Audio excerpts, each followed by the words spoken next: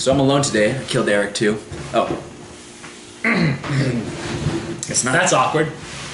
So just a little heads up. When you poison someone, make sure that it's actually poison and not one of those novelty bottles from the fair that say poison and it's filled with water and... Well, they told me it was top grade poison and I had it all planned out. It was just water and glitter. It was just water and glitter. I wasn't trying to kill you. Oh, yeah, sure. Okay, so today we're here to talk about the amazingly fun game, Geek Out. Geek Out! Geek Out! Geek Out! If you're a geek, this is the game for you.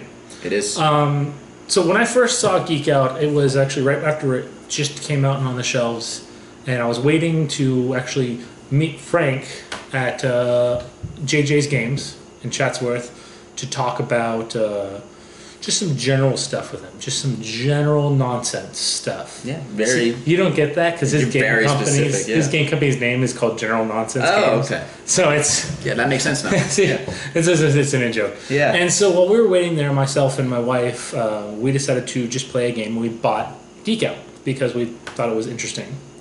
And then we happened to start playing the game just between me and her, which, to be honest, the game should really have more than 2 players, but 2 is the minimum.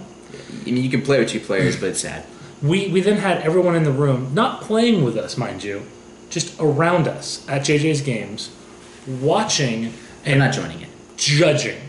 Yeah. Judging every answer, cheering us on. How could you forget that one? Exactly. It was so obvious. None of them wanted to play. Why didn't you say anything? Yeah, why don't you want to join us? Yeah.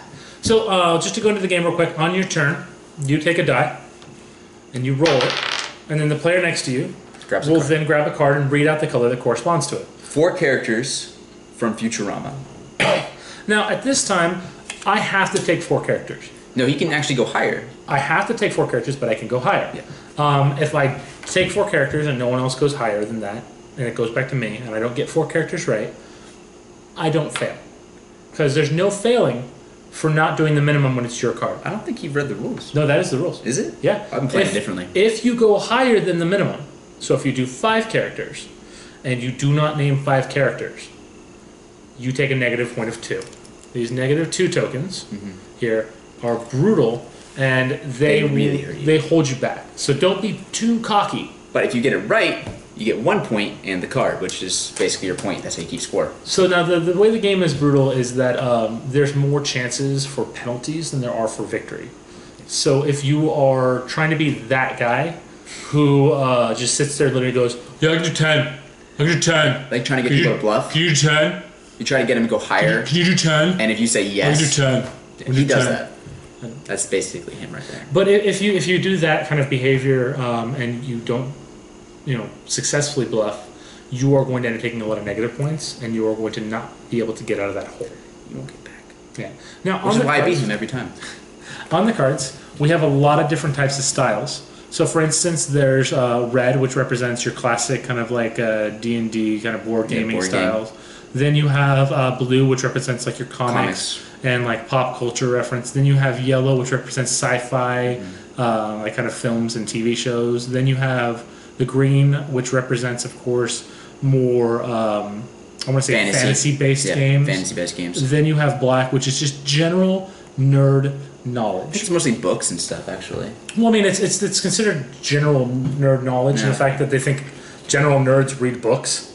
And then there's another color on the die, which is white. Now, white does not have a representative color. You get to pick any one of them. So if you feel like you're stronger, and you don't get to see what's on the cards, but if you feel like you're stronger in gaming than you are in, let's say, movies or comic books, you'll want to pick the red. If you feel like you're more comfortable in the fantasy or historical genre, you'll pick green. So you get to choose when you get white, which is nice.